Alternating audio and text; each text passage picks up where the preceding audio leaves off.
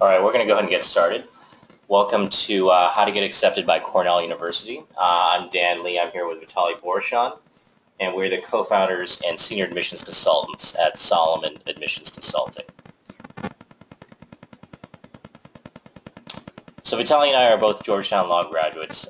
We have over a decade of admissions consulting experience getting applicants into top 20 schools, and our success rate is that over 90% of our students get into one of their top 3 choice colleges. So the first question you want to ask is why care? Two things to keep in mind. Number one, the selectivity at Cornell varies based on the undergraduate school that the applicant applies to. And the second thing to keep in mind is that this is important since applicants should be applying to the best fit school at Cornell. So how does Cornell evaluate applicants? Cornell gives applicants both an academic and personal profile score. The academic score is a combination of your grades, class rank, course difficulty, which makes up about 25% of your overall score. 25% is your SAT1/ACT scores and SAT2 scores. And one thing to keep in mind is that for Cornell, they don't look at your writing section on the SAT.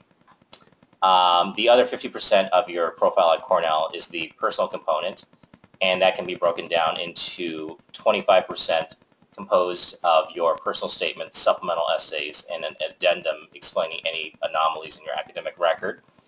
That's improvable at the time of application, and also improvable at the time of application, and which composes about roughly 25% of your overall score is your activity sheet, your interview, and your recommendation letters. So we're going to talk about some of the differences between Cornell and the other Ivy League schools. Unlike other Ivy League schools, Cornell has no numerical rating system. So even though they look at both the personal and academic profiles of applicants, they're not like a lot of the other Ivies where applicants are rated, let's say, on a 1 to 9 scale. Another thing to keep in mind for Cornell is that Cornell invites faculty to evaluate applicants regardless of what school you apply to. So that's important to keep in mind because when faculty are invited to evaluate applicants, they tend to look a little bit more closely at academic indicators. Another thing to keep in mind is selectivity varies based on which of the 7 undergraduate schools that an applicant applies to. Cornell has New York State contract colleges or schools that are funded by the state of New York, like the College of Agriculture and Life Sciences, or CALS, and Industrial and Labor Relations and Human Ecology. And these New York State contract colleges reserve a certain percentage of their incoming class for New York State residents. And if you are applying to CALS or ILR or Human Ecology, they tend to look more for fit to a particular school or college. So Cornell rates every applicant in 2 separate areas. They give applicants an academic rating as well as a personal rating. And the academic rating, in large part, is based upon your academic index score out of a possible 240 points, which is based on a combination of your class rank and GPA, your SAT1 scores minus the writing section, and your SAT2 scores.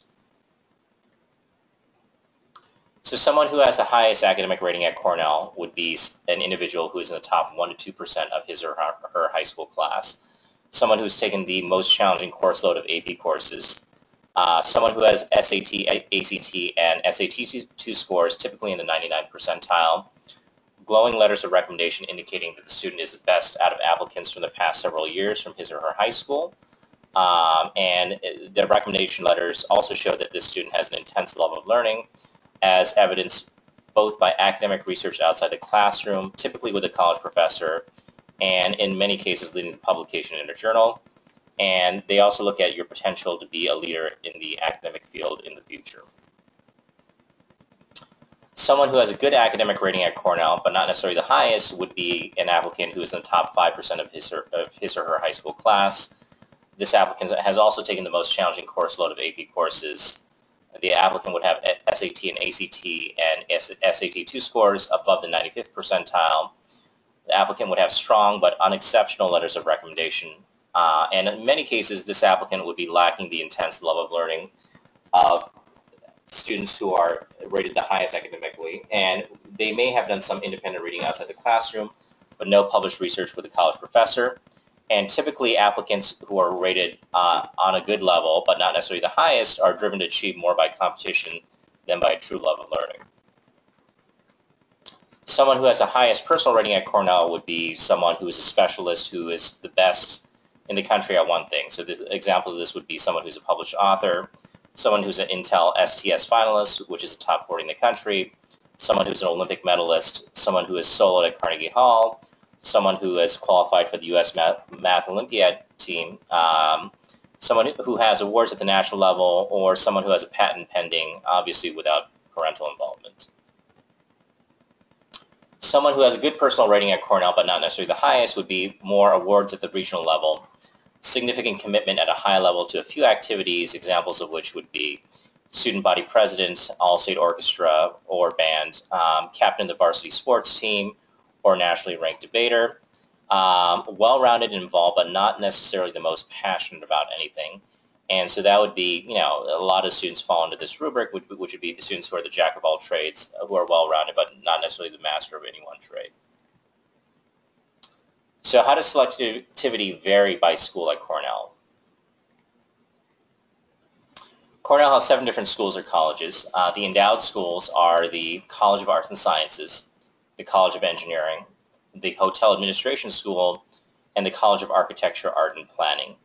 Cornell also has 3 New York State contract schools, which are funded by the state of New York and which reserve a certain percentage of the incoming class for New York State residents.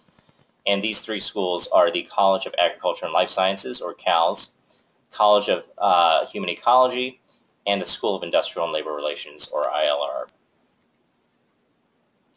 The most selective schools at Cornell tend to be the endowed schools, and so College of Arts and Sciences is incredibly selective at Cornell. College of Engineering is very selective as well, especially when it comes to the numbers of the incoming students. College of Engineering students tend to have the highest average incoming SATs and GPAs of any college or school at Cornell, and the College of Architecture, Art, and Planning. For Cornell engineering admissions, there are a couple considerations to keep in mind. The engineering faculty are in the admissions committee, and so there's greater emphasis on grades and test scores, and that's part of the reason why the incoming class for Cornell engineering has the highest incoming GPAs and SATs. And there's a greater emphasis on academic research and engineering. The other thing to keep in mind is because engineering traditionally tends to be a very male-dominated field, Cornell is trying really, really hard to achieve a 50-50 balanced male-female student ratio in the incoming class for engineering. And so if you're a female applicant, in many cases you will be treated as a underrepresented minority when you apply to engineering at Cornell. Some of the less selective schools or colleges at Cornell, but still very selective, are the College of Agriculture and Life Sciences, or CALS. CALS has a lot of different majors ranging anywhere from biology to environmental engineering to applied econ and mathematics, or in the Dyson School, which is the direct feeder to Wall Street. The College of Human Ecology, at the School of Industrial and Labor Relations, or ILR. A lot of ILR students tend to be pre-law oriented and end up applying to law school. And the School of Hotel Administration. Certain considerations to keep in mind are that if you're applying to any of the 4 schools above, research the mission of the individual school and emphasize fit with your background in the supplemental essays. I can't emphasize that enough. You really want to stress in your supplemental essays why your background fits with the particular mission of CALS or ILR or Human Ecology. And also consider applying to a New York State contract school at Cornell if your numbers are not necessarily high enough for arts and sciences or for engineering, or if you are a New York State resident, because like I said, New York State contract colleges reserve a certain percentage of their incoming class for New York State residents.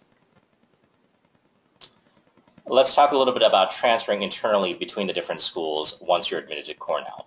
So the difficulty of transferring really depends on where you want to transfer to. So let's say you're admitted to the College of Agriculture and Life Sciences, and you want to transfer internally once you're at Cornell to Arts and Sciences. That is not very difficult.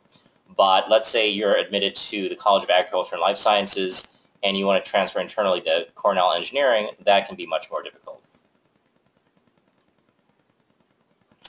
Well, let's talk briefly about strategic positioning for Cornell University. So what is strategic positioning? Strategic positioning is simply making you stand out from the crowd. So you're positioning your strengths against a school or institution's weaknesses. So if any of you are fans of tennis, the analogy would be, Nadal has great left-handed forehand that he plays so often to Roger Federer's weaker one-handed backhand to break that one-handed backhand down. And so you're really pitting your strengths against a school's weaknesses and making yourself stand out. So an example of that would be that it would be more advantageous for somebody who's an engineering whiz with science awards to market his or her strong engineering background at Yale, where not as many engineering majors apply, versus marketing it to MIT, where that applicant would simply blend into the crowd because MIT gets so many applicants who are high achieving in engineering and the sciences.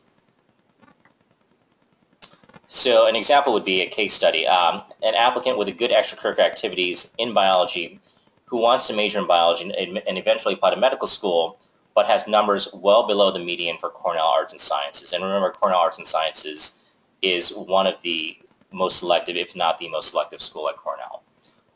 So this applicant in this case study has numbers well below the median for Cornell Arts and Sciences. So the strategy would be to consider applying to the College of Agriculture and Life Sciences, or CALS, instead of Arts and Sciences at Cornell, and majoring in biological sciences within CALS. And I can tell you a lot of students that we work with who go to Cornell and go to CALS, they end up applying to med school as well. And then once the student is accepted to the College of Agriculture and Life Sciences under the biological sciences major, they can either choose to be a pre-medical student at CALS, or they can transfer internally to Arts and Sciences once admitted and just major in biology within Arts and Sciences at Cornell. And so the strategy in your essay would simply be to focus on fit with the mission of the agriculture school. So Solomon Admissions Consulting provides one-on-one college admissions counseling. It's comprehensive and it covers everything from A to Z. All of our students work one-on-one with former admissions officers from top schools, including Yale, Cornell, Columbia, MIT, Penn, pretty much all the top schools. And we work with you on every aspect of the application. So that includes personal statement, including essay topic, essay content suggestions from former admissions officers. Strategic positioning consulting, that's very important, is figuring out how to make you stand out from the crowd, from the rest of the class, and that's also done by our former admissions officers. Supplemental essay help, a lot of the top schools, the supplemental essays, the why Cornell, why Penn essays, they tend to be, in many cases, more important than the common application main essay, so we advise you on the details of how to write that, and we help you edit those as well. We provide you with insider information on college preferences. Like I said, all of our consultants are former admissions officers, and so they know exactly what all the top schools are looking for. We help you to shore up any weaknesses in your extracurricular profile or your academic profile. We help you seek out the best letters of recommendation possible. At some schools like Harvard, recommendation letters are graded individually, so each recommendation letter needs to be written at a very, very high level and needs to say very exact things that are not generic. And we also do extracurricular activity consulting. So we work with a lot of applicants who have more of a generic extracurricular profile that could apply to a lot of students, and we help them to change their extracurricular activities and to mold their extracurricular activities so that their background looks much more unique when they apply. We help you with mock interview coaching for college interviews, and we also address any financial aid issues. And if you have any more questions, feel free to contact me. You can reach me by email at dan.lee@solomonadmissions.com, or you can reach Vitaly at vitali.borishan@solomonadmissions.com.